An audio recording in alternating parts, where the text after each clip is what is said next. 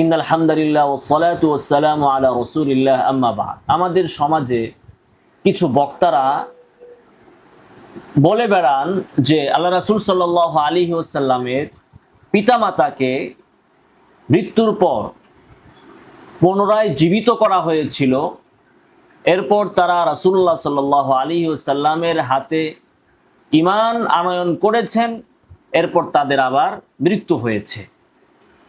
এই ঘটনাটির বা এই গল্পটির আসলে কোনো ভিত্তি নাই। এটা সম্পূর্ণ বানোয়াট এবং মওদু একটি বর্ণনা। কিন্তু দুঃখজনক হলেও সত্য যে আমাদের সমাজে কতিপয় ভাইয়েরা এই বিষয়ে বিশুদ্ধ বর্ণনা থাকা সত্ত্বেও তারা এই জাল এবং বানোয়াট গল্পটি জনসাধারণের মাঝে প্রচার করে থাকেন এবং জনসাধারণের মাঝে বিভ্রান্তির সৃষ্টি করে থাকেন। তাই আজকে আমরা এই বর্ণনাটি নিয়ে আলোকপাত করব। ইবনুল জাওজি রাহিমাহুল্লাহ, তার ওফাত হচ্ছে 597। তার একটি কিতাব আছে আল মাওদুআত, যে কিতাবটিতে তিনি জাল হাদিস, বানোয়াট হাদিসগুলোকে একত্রিত করেছেন, সংকলন করেছেন। সেখানে তিনি এই হাদিসটি এনেছেন। আমরা দেখব এই হাদিস এবং সে সম্পর্কে তিনি কি বলেছেন। তার আগে এই হাদিসের আগে পূর্বের কথার সাথে সংশ্লিষ্ট হিসাবে তিনি কিছু বক্তব্য দিয়েছেন, আমরা সেটাও দেখি। তিনি বলতেছেন, ওয়ালা ইখতালিফুল মুসলিমুনা আন্না আবদাল মুত্তালিবি মাতা কাফিরা। তিনি বলছেন যে বিষয়ে কোনো মতবিরোধ নেই যে আব্দুল মুত্তালিব কাফের ছিলেন, মুসলমানদের মধ্যে এ বিষয়ে কোনো দ্বিমত নেই। তখন আল্লাহ রাসূল সাল্লাল্লাহু আলাইহি ওয়াসাল্লামের বয়স ছিল 8 বছর। ওয়া আম্মা আব্দুল্লাহ ফাইন্নাহু মাতা ওয়া রাসূলুল্লাহ সাল্লাল্লাহু আলাইহি ওয়াসাল্লাম হামলুন ওয়ালা খিলাফা আন্নাহু মাতা কাফিরান। তিনি বলছেন তেমনি ভাবে আল্লাহ রাসূল সাল্লাল্লাহু আলাইহি সাল্লামের পিতা যখন মৃত্যুবরণ করেন তখন রাসূল সাল্লাল্লাহু আলাইহি সাল্লাম মাতৃগর্ভে ছিলেন এবং ওয়ালা খিলাফা আন্নাহু মাতা কাফিরান, এ বিষয়ে কোনো দ্বিমত নেই যে তিনি কাফের অবস্থায় মৃত্যুবরণ করেছেন। ওয়া কাযালিকা আমিনা মাতাত, তেমনি ভাবে আমিনা যখন মৃত্যুবরণ করেন তখন আল্লাহ রাসূল সাল্লাল্লাহু আলাইহি সাল্লামের বয়স ছিল 6 বছর। তো আল্লাহ রাসূল সাল্লাল্লাহু আলাইহি সাল্লামের পিতামাতার কাফের অবস্থায় মৃত্যুবরণ এর বিষয়ে ইবনুল জাওজি বলতেছেন যে কোনো দ্বিমত নাই। অথচ আমাদের সমাজে কিছু আলেম বলে বেড়াচ্ছেন এই কথা বললে নাকি সে কাফের হয়ে যাবে। আর ইবনুল জাওজি বলতেছেন যে এই বিষয়টাতে কোনো দ্বিমত নাই। এই যে হাদিসটি, আল্লাহ রাসূল সাল্লাল্লাহু আলাইহি সাল্লামের পিতামাতাকে পুনরায় জীবিত করা হয়েছিল, তারপরে তারা ঈমান এনেছেন, এরপরে তাদেরকে আবার মৃত্যু দেওয়া হয়েছে, এই জাল হাদিস যারা বলেন তারাও তো এই হাদিস দ্বারা এটাই প্রমাণ করতে চান যে আল্লাহ রাসূল সাল্লাল্লাহু আলাইহি সাল্লামের পিতামাতা কাফের অবস্থায় মৃত্যুবরণ করেছেন, বিধায় তাদেরকে পুনরায় জীবিত করতে হয়েছে, এরপরে তাদেরকে ঈমান আনতে হয়েছে, তারপরে আবার তাদেরকে মৃত্যু দেওয়া হয়েছে। তো এই কথার স্বীকৃতি তো তারাও দেন। যদি ওনারা মুমিন হিসাবে মৃত্যুবরণ করতেন বা নাজাত প্রাপ্ত হিসাবে মৃত্যুবরণ করতেন, তাহলে তো এখানে তাদেরকে পুনরায় জীবিত করার কোনো প্রয়োজন থাকতো না। যাই হোক, আমরা দেখি ইবনুল জাওজি রাহিমাহুল্লাহ তার আল মাওদুআত গ্রন্থে এই হাদিস সম্পর্কে কি বলেছেন। তিনি একটি অধ্যায় এনেছেন, বাবু ইসলামি আমেনা। আমেনা আল্লাহ রাসূল সাল্লাল্লাহু আলাইহি ওয়াসাল্লামের মাতা, তার ইসলাম গ্রহণ সম্পর্কে তিনি এই অধ্যায়টি এনেছেন। এখানে উরওয়া হযরত আয়েশা রাদিয়াল্লাহু তাআলা আনহা থেকে বর্ণনা করছেন। হযরত আয়েশা রাদিয়াল্লাহু তাআলা আনহা বলেন, হাজ্জা বিনা রাসূলুল্লাহ সাল্লাল্লাহু আলাইহি ওয়াসাল্লাম হাজ্জাতাল ওয়াদা ফামাররা বি আলা আকাবাতিল হাজুনি ওয়া হুয়া বাকিন হাজিনুন মুগতাম্মুন। যে বিদায় হজ্জের সময় আল্লাহ রাসূল সাল্লাল্লাহু আলাইহি ওয়াসাল্লাম হাজুন উপত্যকায় আমার পাশ দিয়ে অতিক্রম করার সময় তিনি খুবই ক্রন্দনরত, দুঃখিত, বিষণ্ণ এবং খুবই চিন্তিত ছিলেন। তো আল্লাহ রাসূল সাল্লাল্লাহু আলাইহি ওয়াসাল্লামের এই ক্রন্দন দেখে, তার এই দুশ্চিন্তা দেখে আমিও কান্নাকাটি করলাম। তো আল্লাহ রাসূল সাল্লাল্লাহু আলাইহি ওয়াসাল্লাম কিছুক্ষণ পরে আবার ফিরে আসলেন। তখন তাকে দেখা গেল যে তিনি খুবই হাস্যোজ্জ্বল, মুবতাসিমুন, খুবই খুশি। তখন আম্মাজান আয়েশা রাদিয়াল্লাহু তাআলা আনহা তাকে প্রশ্ন করলেন যে, আপনাকে কিছুক্ষণ পূর্বে এদিক দিয়ে যাওয়ার সময় দেখলাম যে আপনি খুবই চিন্তিত, দুঃখিত, বিষণ্ণ, ক্রন্দনরত। আপনার ক্রন্দন দেখে আমিও ক্রন্দন করলাম, কিন্তু আপনি এখন আমার কাছে ফিরে আসলেন খুবই খুশি, আনন্দিত, ব্যাপারটা কি? ফাআম্মাযা ইয়া রাসূলুল্লাহ, এটা কেন হলো, বিষয়টা কি আসলে? তখন আল্লাহ রাসূল সাল্লাল্লাহু আলাইহি ওয়াসাল্লাম বললেন যে আমি আমার মা আমেনার কবরে গিয়েছিলাম, ওই হাজুন নামক স্থানে। তিনি বলতেছেন যে এখানে আমি আমার মায়ের কবর জিয়ারতে বা কবরের পাশে গিয়েছিলাম। তখন আমি আল্লাহ সুবহানাহু ওয়া তাআলার কাছে আবেদন করলাম যে তিনি যেন আমার মাকে জীবিত করে দেন। তো আল্লাহ তাআলা জীবিত করলেন। ফাআমানাত বি, তারা আমার প্রতি ঈমান আনলেন। ওয়ারাদ্দাহু আল্লাহু আযজা ওয়া জাল, এরপর আল্লাহ তাআলা তাকে আবার উঠিয়ে নিলেন, তুলে নিলেন, ফিরিয়ে নিলেন। ইবনুল জাওজি রাহিমাহুল্লাহ এই বর্ণনাটি উল্লেখ করার পর বলছেন, হাযা হাদীসুন মাওদুউন বিলা শাক্কি, নিঃসন্দেহে, কোনো সন্দেহ ছাড়া এই হাদিসটা জাল, মাওদুউ। ওয়াল্লাযী ওয়াদাআহু কলিলুল ফাহমি আদিমুল ইলমি, এটা যারা বানিয়েছে হাদিসটি তাদের মাথায় গিলু ছিল না। কলিলুল ফাহম, আদিমুল ইলম, এলেমও এদের ভিতরে ছিল না। ইজলাউ কানা লাহু ইলমুন, এদের ভিতরে যদি এলেম থাকতো, লা আলিমা আন্না মান মাতা কাফিরান লা ইয়ানফাউহু আন ইউমিনা বাদা রাজআতি, তাহলে এলেম থাকলে এরা জানতো যে ব্যক্তি কাফের অবস্থায় মৃত্যুবরণ করেছে, বাদা রাজা, পুনরায় জীবিত হওয়ার পরে তাদের ঈমান কোনো কাজে আসবে না। কিয়ামতের দিন তো সবাই জীবিত হবে, সবাই তো ঈমান আনবে, ফেরাউনও তো ঈমান আনবে, আবু জাহলও তো ঈমান আনবে, কিন্তু সেই ঈমান কি কাজে আসবে? তো কাফের অবস্থায় মৃত্যুবরণ করার পরে ঈমানের কোনো দাম নাই। ফায়ামুত ওয়া হুয়া কাফির, কাফের অবস্থায় মৃত্যুবরণ করলে কোনো দাম নাই। বরং বাল্লাউ আমানা ইনদাল মুআয়ানাতি লাম ইয়ানতাফি', মৃত্যুবরণ করার পর তো দূরের কথা, মৃত্যুর সময়েও যদি কেউ ঈমান আনে তখনও তার ঈমান, তার তাওবা কবুল হয় না।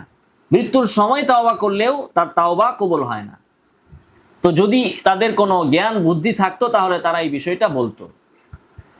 আচ্ছা, এর খণ্ডনে ইবনুল জাওজি ফায়ামুত হুয়া কাফির আয়াতটি এনেছেন এবং সহিহ মুসলিমের যে প্রসিদ্ধ হাদিস আছে যে আমি আমার রবের কাছে আমার মায়ের ক্ষমা প্রার্থনার জন্য অনুমতি চাইলাম, আল্লাহ তাআলা আমাকে অনুমতি দেননি, এই হাদিসটি তিনি এখানে এনেছেন। এরপরে সনদ সম্পর্কে তিনি কথা বলেছেন। এরপরে তিনি বলেন, ক্বালা শাইখুনা আবুল ফদল ইবনু নাসির, ওনার উস্তাদ আবুল ফজল ইবনু নাসির তিনি বলেন, হাযা হাদিসুন মাওযুউন, এটা একটি জাল হাদিস। কেন জাল? সনদে তো জালেই, বিষয়বস্তু জাল এবং অবাস্তব।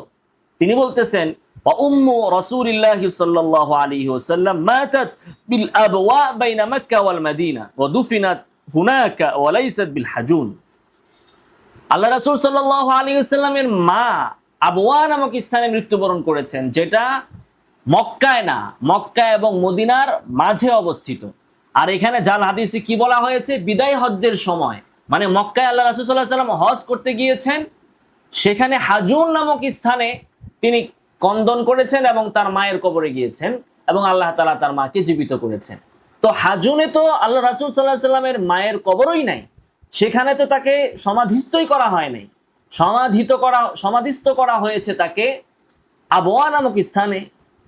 তাহলে এখানে যে অসঙ্গতি, অবাস্তবতা, সেটা তো আমরা সনদ থেকে স্পষ্টভাবে বুঝতে পারছি। তো এই হচ্ছে আমরা ইবনুল জাওজি রাহিমাহুল্লাহর বক্তব্য দেখলাম। এরপরে আমাদের হানাফি মাযহাবের আরেকজন ইমাম, তার কিতাব আছে আল আসরারুল মারফুআ মুল্লা আলী কারি রাহিমাহুল্লাহ, এখানেও তিনি জাল হাদিস সম্পর্কে আলোকপাত করেছেন। সেখানে তিনি বলেন হাদিসু ইহইয়াই আবাওয়াইহি আলাইহিস সালাতু ওয়াস সালাম মাওদুউন, আল্লাহ রাসূল সাল্লাল্লাহু আলাইহি ওয়াসাল্লাম পিতামাতাকে পুনরায় জীবিত করা হয়েছে সংক্রান্ত হাদিসগুলো মাওদু', কামা ক্বালা ইবনু দাহিয়া ওয়াকাদ ওয়াযাতু ফি হাযিহিল মাসআলাতি রিসালাতান মুস্তাকিল্লাতান, যেমনটি ইবনু দাহিয়া বলেছেন, আর আমি এই বিষয়ে স্বতন্ত্র একটি পুস্তিকা রচনা করেছি। দেখুন ইবনে কাসীর রাহিমাহুল্লাহ কি বলছেন, তিনি বলছেন তার আল বিদায়া ওয়ান নিহায়া গ্রন্থে, ওয়া আম্মাল হাদিস আল্লাযী যাকারাহু সুহাইলি, যে সুহাইলি যে হাদিসটি উল্লেখ করেছেন এবং সেখানে তিনি দুইজন মাজহুল রাবির কথা উল্লেখ করেছেন, যে আল্লাহ রাসূল সাল্লাল্লাহু আলাইহি সাল্লাম তার রবের কাছে প্রার্থনা করার পর তিনি তার পিতামাতাকে জীবিত করেছেন এবং তারা ঈমান এনেছেন তার প্রতি। ইন্নাহু হাদিসুন মুনকারুন জিদ্দান, এটা মারাত্মক মুনকার হাদিস। ওয়া ইন কানা মুমকিনান বিন নাযারি ইলা কুদরাতিল্লাহি তাআলা, যদিও এটা সম্ভব আল্লাহর ক্ষেত্রে, আল্লাহ তাআলার জন্য এটা সম্ভব, কিন্তু সব সম্ভবই তো আর বাস্তব না। আল্লাহ চাইলে পারতেন, কিন্তু এটা যে আল্লাহ তাআলা করেছেন এই সংক্রান্ত কোনো সহিহ হাদিস নাই, যা আছে সবই মওযু মুনকার। লাকিন্নাল্লাযী সাবাতা ফিস সহিহ ওয়া আরিদু, সহিহ গ্রন্থে অর্থাৎ সহিহ মুসলিমে যা আছে সেইটা এর বিরোধী, আর এটা মুনকার জিদ্দান, অতএব এটা মানা যাবে না। আল বিদায়া ওয়ান নিহায়া 2 নম্বর খণ্ড 261 নং পৃষ্ঠা। তো এই আমরা ইবনে কাসীর রাহিমাহুল্লাহ থেকেও বক্তব্য পেলাম। এখন আমাদের প্রিয় ভাইয়েরা যারা এই হাদিসটি দিয়ে দলিল পেশ করেন, নিশ্চয়ই তারা এখন তাদের মনের ভেতরে একটা নাম ঘুরপাক খাচ্ছে, সেটা হচ্ছে সুয়ুতি আর আল হাউই। আমরা দেখি যত বেদাতি ফতোয়া আছে এই সব কিছুর ডেলিভারি ম্যান হচ্ছেন সুয়ুতি রাহিমাহুল্লাহ। আমরা আগেও বলেছি যে হাদিসের ব্যাপারে বা বিভিন্ন বিষয়ে সুয়ুতি রাহিমাহুল্লাহ তিনি একজন মুতাসাহিল তথা একজন ডিলাডালা মানুষ ছিলেন। যদিও তিনি অনেক রচনা করেছেন, অনেক পুস্তিকা লিখেছেন এবং কোনো এমন ফন নাই যে বিষয়ে তিনি লিখেন নাই। তো সব বিষয় লিখতে যে প্রত্যেকটা বিষয়কে যেভাবে তাহকিক করা দরকার সেভাবে তিনি করতে পারেন নাই। তার উপর কিছুটা দলিলবিহীন তাসাউফ গালেব ছিল, যার ফলে তিনি আবেগের বশবর্তী হয়ে ঈদে মিলাদুন নবীর পক্ষে সাফাই গিয়েছেন দলিল ছাড়া। আবেগের বশবর্তী হয়ে তিনি আল্লাহ রাসূল সাল্লাল্লাহু আলাইহি সাল্লামের পিতামাতার বিষয়েও তিনি এই মত পোষণ করেছেন।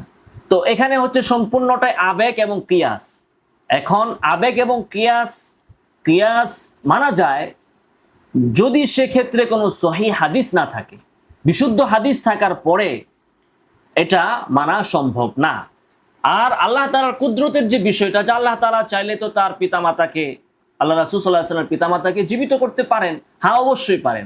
আল্লাহ তাআলা চাইলে জীবিত করা ছাড়াও কাফেরকে জান্নাত দিতে পারেন। আল্লাহ রাসূল সাল্লাল্লাহু আলাইহি ওয়াসাল্লামের পিতামাতাকে আল্লাহ তাআলা চাইলে কাফের কুফর করার পরেও জান্নাত দিতে পারেন। আল্লাহ তাআলা চাইলে ফেরাউনকেও জান্নাত দিতে পারেন। আল্লাহ যদি দেন, কেউ তো ঠেকানোর নাই। আল্লাহ তাআলার কাছে কারো তো জবাব চাওয়ার নাই। আল্লাহ তাআলা চাইলে কাউকে জীবিত করতে হয় না। আপনি যদি দাবি করেন যে তাদেরকে জীবিত করা হয়েছে, তাহলে তো দলিল দিতে হবে।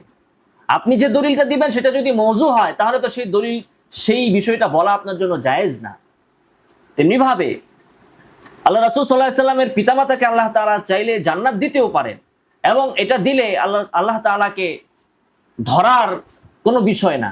জান্নাতের মালিক আল্লাহ তাআলা তার বান্দা বান্দিকে জান্নাত দিতেই পারেন। কিন্তু সমস্যা তো হচ্ছে আল্লাহ রাসূল সাল্লাল্লাহু আলাইহি ওয়াসাল্লাম যে সহিহ হাদিসের বিপরীতটা বলে গেছেন, এটাই তো হচ্ছে সমস্যা। যদি এর বিপরীতটা তিনি না বলতেন তাহলে তো কোনো সমস্যা ছিল না। এখন দেখুন আমাদের প্রখ্যাত একজন ইমাম সুয়ুতি রাহিমাহুল্লাহ তার আল হাউইল ফাতওয়াতে তিনি হাদিস সম্পর্কে কি বলেছেন। তিনি হাদিস সম্পর্কে বলেন, এই হাদিসটা আনার পরে, হাযাল হাদিস দাঈফুন বিত্তিফাকিল মুহাদ্দিসিন। সুয়ুতিও এই কথাটা স্বীকার করতে বাধ্য হয়েছেন যে সমস্ত মুহাদ্দিসদের মতে এই হাদিসটা দাঈফ। এখন আপনি বলেন সহিহ মুসলিমে বিশুদ্ধ হাদিস থাকার পরে সমস্ত মুহাদ্দিসরা যে হাদিসকে দাঈফ বলেছেন, সেই হাদিসের পেছনে আমরা কেন পড়ব, কোন যুক্তিতে পড়ব? আচ্ছা, বাল কিলা ইন্নাহু মাওদু, সুয়ুতি বলতেছেন যে কেউ কেউ মওযু বলেছেন, লাকিন্না সাওয়াবা দাফুহু লা ওয়াদউহু। কিন্তু সুয়ুতি বলতেছেন যে তার নিকট যদিও নাকি ইবনুল জাউজি, এরপরে মোল্লা আলী কারি সহ অনেকে এটাকে মওযু বলেছেন এবং ইবনু কাসির মুনকারুন জিদ্দান বলেছেন, সুয়ুতি মওযু বলতে নারাজ। তিনি বলতেছেন ঠেল্লা ঠুল্লা তিনি এটাকে মওযু থেকে উঠায়া যায়িফ পর্যন্ত নিতে পেরেছেন।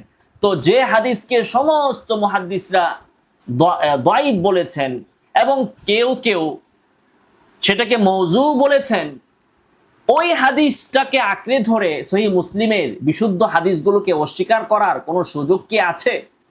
কশ্চিনকালেও নাই। আচ্ছা, এরপরে সুয়ুতি রাহিমাহুল্লাহ বলেন যে সুহাইলি হাদিসটি এনেছেন এবং সুহাইলের পরে বলেছেন আল্লাহু কাদিরুন আলা কুল্লি শাই, যে আল্লাহ তাআলা সবকিছুর উপর সক্ষম, তিনি চাইলে তার পিতামাতাকে জীবিত করতে পারেন। হ্যাঁ, এই বিষয়ে কোনো দ্বিমত নাই, আল্লাহ তাআলা চাইলে তো জীবিত করতে পারেন, কিন্তু জীবিত করছেন কিনা। এখন আমি তো যে কেউ তো এটাও বলতে পারে যে আল্লাহ তাআলা, আল্লাহ রাসূল সাল্লাল্লাহু আলাইহি ওয়াসাল্লামের চাচা ছিল আবু লাহাব বা আবু তালেব, ধরেন আবু তালেব আল্লাহ রাসূলের প্রিয় পাত্র। এখন আমি যদি দাবি করি যে আল্লাহ তাআলা চাইলে তো আবু তালেবকে আবার জীবিত করে আল্লাহ রাসূলের হাতে ঈমান আনয়ন করিয়ে তারপরে মৃত্যু দিতে পারেন। হ্যাঁ, আল্লাহ পারেন, কিন্তু করছেন কিনা সেটার জন্য তো আমাকে বিশুদ্ধ সনদ লাগবে। আল্লাহ তাআলা তার পিতামাতাকে এগুলো করতে পারেন, কিন্তু করেছেন কিনা, করলে সেটা সহিহ হাদিস তো দিতে হবে, বিশুদ্ধ হাদিস তো দিতে হবে। দাঈফ হাদিস এর উপর আমল করা যায় যারা বলেছেন, তারা বলেন যে ফাদাইলের ক্ষেত্রে দাঈফ হাদিস দিয়ে আমল করা যায়, শর্ত সাপেক্ষে, যদি সেটা সহিহ হাদিসের বিরোধী না হয়। কিন্তু আহকামের ক্ষেত্রে দাঈফ হাদিস চলে না, আর আকায়েদের ক্ষেত্রে তো কশ্চিনকালেও না। তো এটা তো একটা আহকামের বিষয় এবং আকীদার বিষয়, পাশাপাশি এটা সহিহ হাদিস বিরোধী। কাজেই এখানে যদি আমরা এটাকে দাঈফও মানি সুয়ুতির কথা অনুযায়ী, তারপরেও তো এই দাঈফ দ্বারা কখনো দলিল পেশ করা যাবে না। এরপরে ইমাম কুরতুবীর কথা এনেছেন সুয়ুতি রাহিমাহুল্লাহ, যে লা তাআরুদ বাইনা হাদিসিল ইহয়া ওয়া হাদিসিন নাহই আনিল ইস্তিগফার। যে কুরতুবী বলছেন যে আল্লাহ রাসূল সাল্লাল্লাহু আলাইহি ওয়াসাল্লামকে আল্লাহ তাআলা যে তার মাতার জন্য ইস্তিগফার করতে নিষেধ করেছেন কাফের হওয়ার কারণে, তাহলে স্বীকার করা হইল যে কাফের অবস্থায় মারা গেছেন।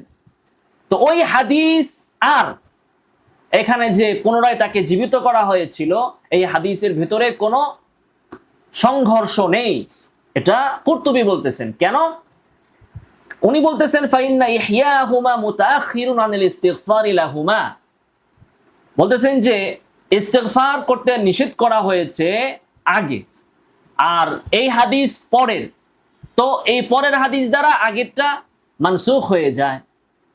এটা যে পরের, সেটার দলিল কি? দলিল হচ্ছে হযরত আয়েশা তো বলেই দিলেন এটা বিদায় হজ্জের সময়ের ঘটনা, তো বোঝাই গেল এটা অনেক পরের বিষয়, অতএব এটাকে নাসেখ এবং আগেরটাকে মানসুখ ধরা যায়। বিষয় হচ্ছে নাসেখ মানসুখ বলতে হলে আপনাকে প্রথমে দুইটা তারিখ জানতে হবে।